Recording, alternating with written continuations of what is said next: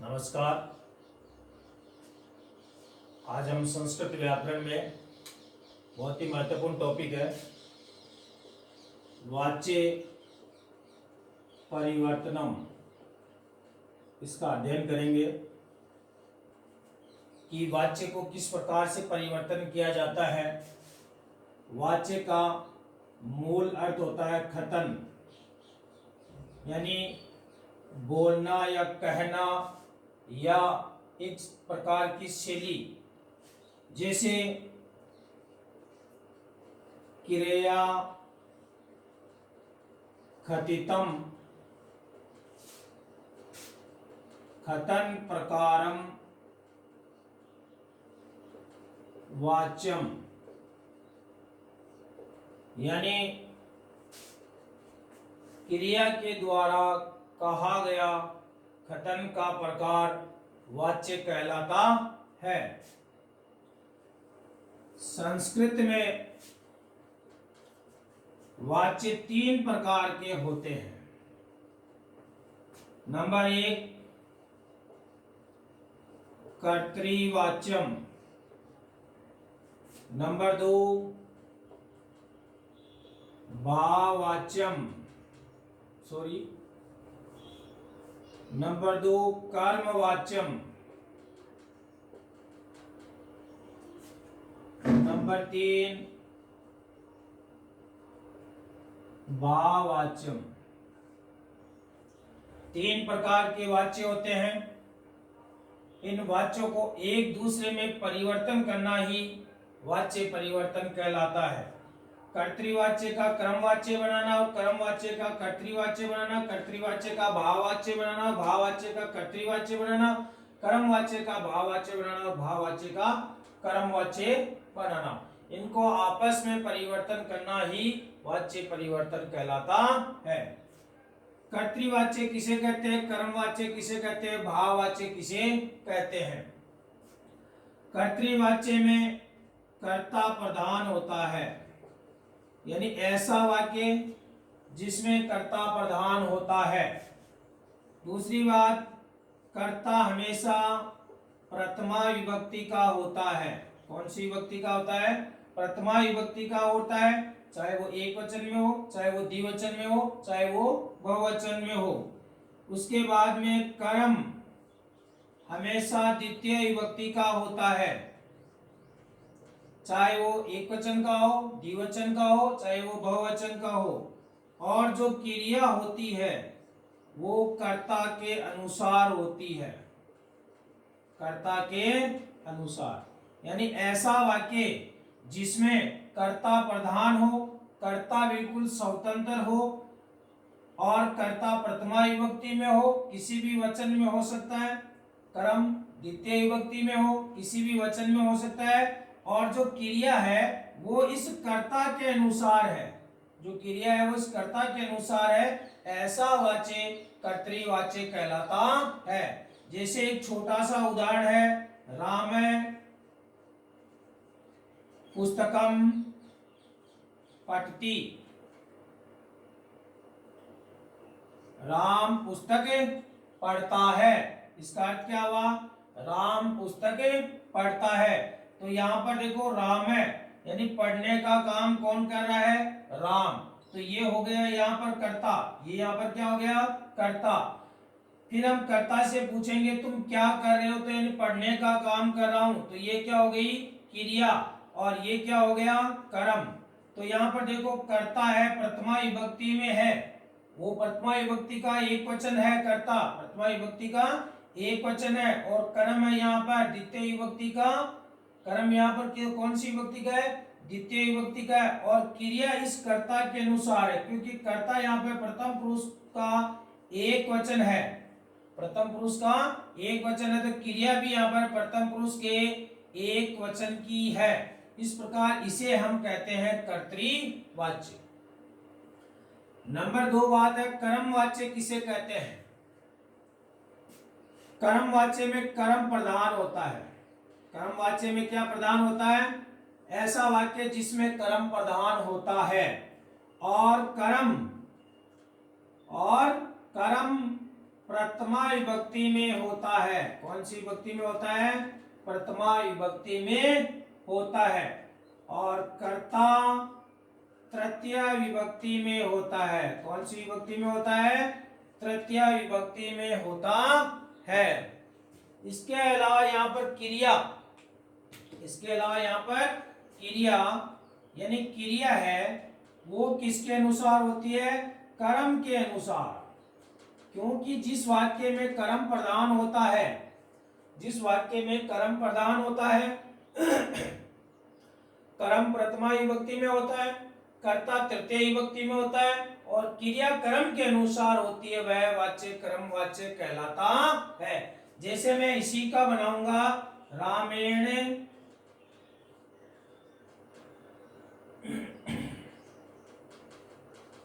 पुस्तकम पठ्यते, रामेण पुस्तकम पठ्यते। यहाँ पर देखो ये कर्ता है, यानी राम के द्वारा पुस्तक पढ़ी जाती है, राम के द्वारा पुस्तक पढ़ी जाती है। तो यहाँ पर ये कर्ता है, ये उसका कर्म हो गया, ये उसकी क्रिया है, ये उसकी क्या है? क्रिया।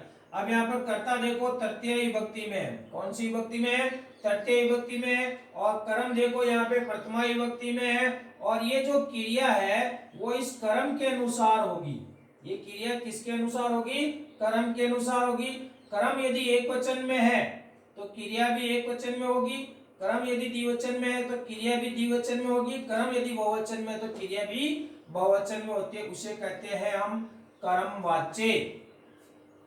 अब आती है भाववाच्य की बात, यानी जिस वाक्य में भाव प्रधान है, यानी क्रिया, क्रिया वक्ता है, क्रिया बोलती है, यानी भाव प्रधान होता है, ऐसा वाक्य भाववाच्यम कहलाता है। और इस भाववाच्य में जो क्रिया है वो हमेशा प्रथम पुरुष एक वचन की ही होती है, प्रथम पुरुष एक वचन की ही होती है। यहाँ पर क्रिया बिल्कुल, जैसे रामेण हस्यते, राम के द्वारा हंसा गया, राम के द्वारा हंसा गया। इसमें कर्म नहीं होता, यानी अकर्मक, अकर्मक धातुओं में भाववाच्य होता है, अकर्मक धातुओं में भाववाच्य होता है। रामेण हस्यते, राम के द्वारा हंसा गया, इसका अर्थ हो गया राम के द्वारा पुस्तक पढ़ी गई। तो ये कर्तृवाच्य, ये कर्मवाच्य और ये भाववाच्य। अब बात आती है कि परीक्षा में प्रश्न किस प्रकार से आता है। कक्षा 10 के विद्यार्थी, उनके लिए प्रश्न संख्या, बोर्ड का जो पेपर होता है उसमें प्रश्न संख्या 19 से लगा करके 21 तक, 19 से लगा करके 21 तक, यानी 19, 20 और 21 तीन प्रश्न वाच्यों का प्रश्न लिखा हुआ आता है। निम्नलिखित वाक्यानाम, निम्नलिखित वाक्यानाम वाच्य परिवर्तनम कृत्वा लिखतु, यानी निम्नलिखित वाक्यों का वाच्य परिवर्तन करके लिखना है। अब देखो यहाँ पर कक्षा 10वीं की पाठ्यक्रम के अनुसार केवल कर्तृवाच्य को किसमें परिवर्तन करना है? कर्मवाच्य में। और इस कर्मवाच्य को किसमें परिवर्तन करना है? कर्तृवाच्य में। यहां तक थोड़ा सा आप समझ लीजिए। कर्तृवाच्य में पहले मैंने आपको बताया कर्ता होता है, कर्म होता है, थोड़ा इधर लिख देता हूं, कर्ता, कर्म, क्रिया। कर्तृवाच्य में कर्ता होता है, कर्तृवाच्य में कर्ता प्रथमा विभक्ति का होता है, कर्म द्वितीय विभक्ति का होता है और क्रिया कर्ता के अनुसार, किसके अनुसार होती है? कर्ता के अनुसार। अब जब आपके पास में कर्तृवाच्य है और यहाँ पर मैंने कर्मवाच्य में बोला कि कर्ता होता है, वो कौन सी विभक्ति में होता है? तृतीया विभक्ति में होता है। कौन सी विभक्ति में होता है? तृतीय विभक्ति में। कर्म होता है वो प्रथमा विभक्ति में होता है। कौन सी विभक्ति में? प्रथमा विभक्ति में होता है। क्रिया होती है वो किसके अनुसार होती है? कर्म के अनुसार। अब इस प्रकार की स्थिति आपके परीक्षा में आती है। तीन प्रश्न आते हैं, तीन में से आपको तीन वाच्य दिए होंगे, तीन वाक्य दिए होंगे। आपको देखना है कर्तृवाच्य कौन सा है, आपको देखना है कर्मवाच्य कौन सा है। जो वाच्य कर्तृवाच्य है उसको कर्मवाच्य में परिवर्तन कर दो, और जो कर्मवाच्य है उसको कर्तृवाच्य में परिवर्तन कर दो। परिवर्तन की विधि मैंने आपके सामने बिल्कुल संक्षेप में लिखा है कि कर्तृवाच्य है तो उनमें ये तीन विशेषताएं होगी। उन तीन विशेषताओं को सेम ऐसे ही अगली इन तीन विशेषताओं में परिवर्तन कर दो। कहने का मतलब जो शब्द दिया हुआ है कर्ता है वो प्रथमा विभक्ति का यदि एक वचन है तो उसे तृतीय विभक्ति का एक वचन कर दो। यदि वो प्रथमा विभक्ति का बहुवचन है तो उसी रूप में उसको तृतीय विभक्ति का बहुवचन कर दो। उसी प्रकार कर्म यदि द्वितीय विभक्ति का वह द्विवचन है तो उसे प्रथमा विभक्ति का द्विवचन ही कर दो। यहाँ पर कर्ता है वो यहाँ पर जो क्रिया है वो कर्ता के अनुसार होती है। कर्ता जिस पुरुष में, जिस लिंग में, जिस वचन में होता है उसी के अनुसार क्रिया होती है। लेकिन यहाँ पर जो ये कर्म होता है वो कर्ता के अनुसार होता है। कर्ता यदि प्रथमा विभक्ति में है, कर्ता यदि यहाँ पे जो कर्म है, कर्मवाच्य में जो क्रिया है, कर्मवाच्य में क्रिया है ये कर्म के अनुसार होती है। कर्मवाच्य में जो क्रिया है वो कर्म के अनुसार होती है। यदि मान लो कर्म प्रथमा विभक्ति का एक वचन है तो क्रिया भी प्रथमा विभक्ति के एक वचन की होगी। यदि मान लो कर्म द्वितीय विभक्ति का एक वचन है तो क्रिया भी द्वितीय विभक्ति का एक वचन होगी। और यदि ये बहुवचन है तो यहाँ पर भी बहुवचन ही होगी। जैसे मैं एक आपको उदाहरण और देता हूं, आपको समझ में आ जाएगा। छात्र पुस्तकम पठति, यानी छात्र पुस्तकें पढ़ता है। अब इस वाक्य आपको दिया, परीक्षा में दिया हुआ था 19 नंबर का प्रश्न। आपने इस वाक्य को देखा, यहाँ पर देखा ये कर्ता है, ये क्रिया है, ये कर्म है, ये कर्ता प्रथमा विभक्ति का है, ये कर्म द्वितीय विभक्ति का है, और ये जो क्रिया है वो इस कर्ता के अनुसार है। कर्ता प्रथम पुरुष एक वचन का है तो क्रिया भी प्रथम पुरुष एक वचन की है। तो आप इस वाक्य को देखते ही पहचान गए कि वाच्य कैसा है? कर्तृवाच्य। अब आपको इस वाच्य में को परिवर्तन करना है, किसमें? कर्म वाच्य में। तो कर्म वाच्य में कर्ता तृतीय विभक्ति का होता है, तो इसी छात्र शब्द की तृतीय विभक्ति होती है छात्रेण। क्या होती है? छात्रेण। ये एक वचन में है तो ये एक वचन में होगा, ये द्विवचन में है तो ये भी द्विवचन में होगा, ये बहुवचन में है तो ये भी बहुवचन में होगा। अब यहाँ पर पुस्तकम द्वितीय विभक्ति में है तो कर्म द्वितीय विभक्ति में, लेकिन कर्म वाच्य में कर्म प्रथमा विभक्ति में होता है, तो इसका हम प्रथमा विभक्ति बनाएंगे तो भी शब्द क्या बनेगा? पुस्तकम ही बनेगा। तो छात्रेण पुस्तकम। अब यहाँ पर देखो ये जो क्रिया है ये इसके अनुसार होगी, लेकिन यहाँ पर जो क्रिया होती है कर्म वाच्य में बनाते समय, वो क्रिया जो मूल शब्द है उस मूल शब्द में यह जोड़ते हुए, उस मूल शब्द में यह जोड़ते हुए उसको आत्मनेय पद में बनाया जाता है। कौन से पद में बनाया जाता है? आत्मनेय पद में निर्माण कर दिया जाता है। तो यहाँ पर मूल धातु है पट। मूल धातु क्या है? पट। और पट में अपन क्या जोड़ेंगे? यह। अब यहाँ पर ये पुस्तकम ये एक वचन में है तो यहाँ पर शब्द भी क्या बनेगा? पठ्यते। तो ये भी एक वचन में होगा तो यहाँ पर शब्द क्या बन गया? पठ्यते। छात्रेण पुस्तकम पठ्यते। छात्रेण पुस्तकम पठ्यते। यहाँ तक बात समझ में आई नहीं आई आपके? अगर यहाँ तक बात समझ में आ गई तो आगे भी एक समझ में आएगी। छात्र पुस्तक पढ़ता है, इसका अर्थ क्या हो गया? छात्र पुस्तकें पढ़ता है। और इसका अर्थ क्या हो गया? छात्र के द्वारा पुस्तक पढ़ी जाती है। करना केवल यही है आपको, कर्तृवाच्य से कर्मवाच्य और कर्मवाच्य से कर्तृवाच्य में। जैसे एक अगला वाक्य है, छात्राभ्याम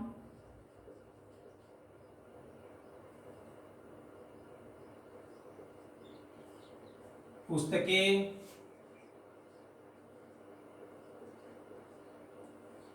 पठ्यते। छात्राभ्याम पुस्तकें पठ्यते, यानी दो छात्रों के द्वारा पुस्तक पढ़ी गई। इस वाक्य को आप देखो, इस वाक्य को देखते ही आपके दिमाग में आएगा यहाँ पे छात्राभ्याम है, वो तृतीय विभक्ति का द्विवचन का रूप है, यहाँ पर कर्म है, और यहाँ पर ये जो क्रिया है उसमें यह लग करके आत्मनेपदी का रूप बनाया हुआ है। इसका मतलब वाच्य कैसा हो गया? कर्मवाच्य। अब हम इसको कर्मवाच्य है तो इसको हम परिवर्तन करेंगे तो किसमें करेंगे? कर्तृवाच्य में। कर्तृवाच्य में कर्ता प्रथमा विभक्ति में होता है, तो हम इसको प्रथमा विभक्ति में लेकर के आना है। अब यहाँ पर देखो छात्रेण छात्राभ्याम में द्विवचन का है, तो वहां पर हम द्विवचन शब्द क्या कहाँ मिलेंगे? छात्रौ। प्रथमा विभक्ति का द्विवचन शब्द क्या होता है? छात्रौ। अब यहाँ पर देखो पुस्तकें, अब यहाँ पर क्या है? पुस्तकें, तो यहाँ पर भी क्या आएगा? पुस्तकें।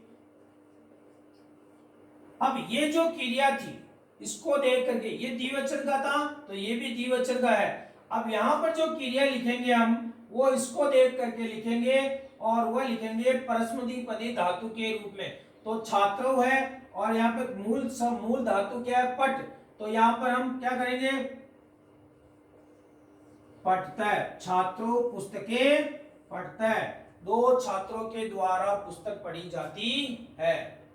और यहाँ पर दो छात्रों के द्वारा पुस्तक पढ़ी गई, यहाँ पर दो छात्र पुस्तक पढ़ते हैं, छात्रों पुस्तकें पढ़ता है। एक और बनाना, जैसे मैं लिख रहा हूं अहम पाठम पठामि, यानी मैं पाठ पढ़ता हूं, मैं पाठ पढ़ता हूं। इस वाक्य को आपने देखा, देखते आपके दिमाग में आया कर्तृवाच्य। क्या दिमाग में आया? कर्तृवाच्य में है। इसको हमको परिवर्तन किसमें करना है? कर्मवाच्य में। तो कर्मवाच्य में बनाते समय ये जो कर्ता है उस कर्ता को हम किसमें लेंगे? तृतीय विभक्ति में होगा। तो अहम अस्मद शब्द है, अस्मद शब्द की तृतीय विभक्ति का एक वचन क्या होता है? मया। क्या होता है? मया। उसके बाद में पाठम है, इसको हम प्रथमा विभक्ति में लेंगे, मया पाठ है। और यहाँ पर पठामि है वो इसके अनुसार है। यहाँ पर उत्तम पुरुष का एक वचन है, उत्तम पुरुष का एक वचन करता है तो क्रिया भी उत्तम पुरुष के एक वचन की होती है। लेकिन यहाँ पर तो आपको केवल प्रथम पुरुष का प्रथम विभक्ति का एक वचन दिया हुआ है, तो यहाँ पर तो आपको क्या करना है? एक वचन ही करना है। तो मया पाठ है पठ्यते। इस प्रकार से आपके 3 प्रश्न 19 नंबर का, 20 नंबर का, 21 नंबर का वाच्य परिवर्तन का आता है। आपको इस जो वाच्य दिया हुआ है, कर्तृवाच्य दिया हुआ है, उसको कर्मवाच्य में परिवर्तन कर दो, और जो कर्मवाच्य दिया हुआ है उसको कर्तृवाच्य में परिवर्तन कर दो। यहाँ पर कर्मवाच्य बनाते समय मैंने बता दिया है आपको कि मूल धातु में यह जोड़ करके आत्मनेपद का रूप का निर्माण करना है। फिर भी कुछ धातुएं ऐसी है उनका निर्माण करते समय उन धातुओं में कुछ परिवर्तन हो जाता है, वो मैं आपको संक्षेप में यहाँ पर बता देता हूं। जैसे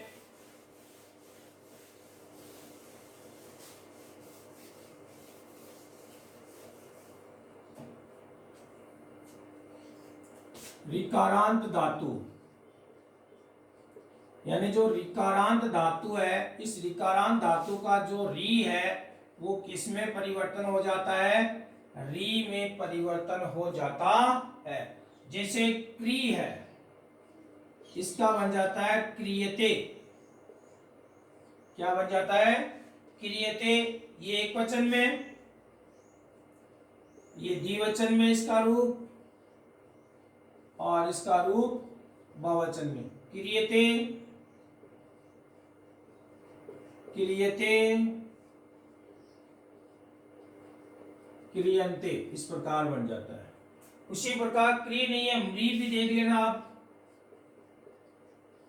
म्रियते म्रियते और म्रियन्ते। नंबर 1 नियम हुआ। उसके बाद में नंबर 2 नियम, ये धातु में परिवर्तन हो जाता है। उन धातुओं में क्या हो जाता है? परिवर्तन हो जाता है। क्रि धातु है तो उसके रूप क्रियते, क्रियते, क्रियन्ते। कर्मवाच्य का निर्माण करते समय इनका परिवर्तन होता है। कर्मवाच्य का निर्माण करते समय इनका परिवर्तन हो जाता है। उसके अलावा धातु के प्रारंभ में यदि यह और वह हो, धातु के प्रारंभ में यदि यह और वह हो तो यह का ई और वह का ऊ हो जाता है। यदि धातु के प्रारंभ में यह ई, यह और वह, तो प्रारंभ में है तो उसका ई और वह हो जाता है। जैसे यज धातु, वज धातु। अब यज धातु का तो आपका क्या बनेगा? इज्जते, ई हो जाता है आधा ज और यह लग करके ते। दूसरा द्विवचन में इज्जते, बहुवचन में इज्जयन्ते। उसी प्रकार वज में उज्जयते बनता है, उज्जयते बनता है, लेकिन संधि के अनुसार जय का क्या बन जाता है? च। तो यहां पर क्या हो जाएगा? उच्यते, उच्यते, उच्यन्ते। इस प्रकार बनता है आपका। उसके बाद में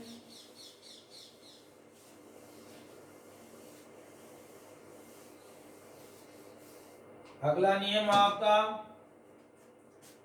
यानी प्रच। एक तो प्रच धातु है, एक तो प्रच धातु है, एक है ग्रह धातु। इसमें जो र है उसका किस में परिवर्तन हो जाता है?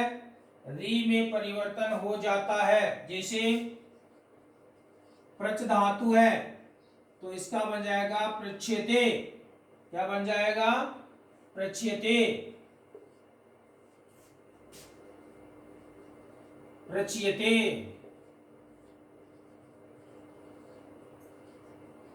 प्रच्यन्ते, प्रच्यन्ते। उसी प्रकार जैसे मान लो ग्रह धातु है, कौन सी धातु है? ग्रह धातु है, तो इसका बन जाएगा ग्रह्यते, ग्रह्यते, ग्रह्यन्ते। ये भी एक नियम है। इसके अलावा यदि मान लो एक नियम और है, यदि अंतिम ई या ऊ, ई या ऊ का दीर्घ वर्ण हो जाता है। क्या हो जाता है? दीर्घ वर्ण। जैसे ई धातु है तो उसका बन जाएगा इयते, इयते और इयन्ते। उसी प्रकार जी का क्या बन जाएगा? जियते बन जाएगा। उसी प्रकार क्री का क्या बन जाएगा? क्रियते बन जाएगा। उसी प्रकार दू का क्या बन जाएगा? दुयते बन जाएगा। इस प्रकार आपके परिवर्तन हो जाएंगे। इसके अलावा आपका कुछ नियम और है जो धातु में परिवर्तन कर देते हैं, उनको भी आप यहां देख लीजिए। जैसे दा धातु है यानी आकारांत, आकारांत यानी आ का आकारांत जो आ है उसको हम किस में परिवर्तन कर देंगे? ई में परिवर्तन कर देंगे। जैसे दा है, पा है, इन धातुओं का हम क्या बनाएंगे? दीयते, फिर दीयते, फिर दीयन्ते। उसी प्रकार पा का क्या बनाएंगे? पियते, पियते और पियन्ते। उसी प्रकार आप और देखना, जैसे मान लो कोई ई या ऊ यदि ई या ऊ वाली अंत वाली या सामान्य, ये तो अंत वाली, यानी जिन धातुओं का अंत ई से या ऊ से होता है, या सामान्य हलंत वाली, यदि सामान्य हलंत वाली धातु है तो उनमें केवल किसका प्रयोग करेंगे, यह का ही प्रयोग करेंगे। किसका प्रयोग करेंगे, यह का। जैसे नी धातु है तो क्या बनाएंगे, नियते। जैसे मान लो भू धातु है तो क्या बनाएंगे, भूयते। जैसे मान लो यदि श्रु धातु है, कौन सी धातु है, श्रु, तो क्या बनाएंगे, श्रूयते। क्या बनाएंगे, श्रूयते। इस प्रकार एक नियम आपका और बचा है, वो नियम है आपका, जैसे बंध धातु है, कौन सी है, बंध धातु का हमने बनाया बध्यते, यानी इस नय का अंतिम वर्ण का उपदा का लोप होना, उपदा का लोप होना। जैसे रंज का हम क्या बनाएंगे, रंज धातु है उसका हम क्या बनाएंगे, रज्यते, फिर आगे रज्यते, रज्यते। इस प्रकार ये वाच्य परिवर्तन में कुछ धातुओं का परिवर्तन हो जाता है, तो हमें इन धातुओं को याद में रखना। इसलिए जो पाठ्यक्रम में हमारे जो धातु, जो क्रिया हम काम में लेंगे, वो केवल लट लकार वर्तमान काल ही अपेक्षित है। इसलिए मैं आपको जो आत्मनेपदी के जो रूप है वो लट लकार में एक धातु के पूरे बना देता हूं, ताकि आप उनको देख करके किसी भी धातु के पूरे बना सकते हो। जैसे एक वचन, कोई भी एक धातु है, जैसे मान लो मैंने पट धातु का ले लिया, कौन सी का ले लिया, पट धातु का एक वचन, द्विवचन और बहुवचन। यहां पर पुरुष आते हैं, क्या आता है, पुरुष, जिसमें प्रथम पुरुष, मध्यम पुरुष और उत्तम पुरुष। अब यहां पर फटियते, यहां पर क्या बनेगा, फटियते, फटियते, और ये तो हमने तीनों पढ़ते आए हैं। एक वचन, क्योंकि कर्म लगभग एक वचन प्रथमा विभक्ति में मिलता है, इसलिए यहां पर फटियते, फटियते, फटियंते। अगला है फटियसे, क्या बनता है, फटियसे, फटियथे। यहां पर देखो डबल मात्रा फटियते, और अगला बनेगा फटियद्वे। क्या बनेगा, फटियद्वे। उसके बाद में बनेगा फटिये,